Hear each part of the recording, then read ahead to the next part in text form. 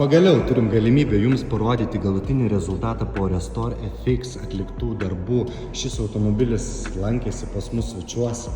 Mes jam atlikom polimerinės dangos atstatomojo lako procedūrą. Šiandien mes atlikom Clear FX keramikinės dangos padengimą ir pridedu vaizdų iš lauko.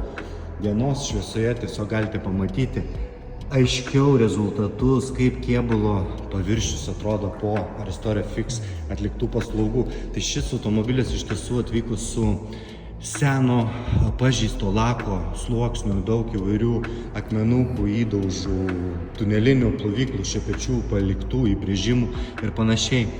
Tai išsamų video, kaip buvo atlikti darbai, jūs pamatysite neužilgo, dalinuosi galutiniais rezultatais.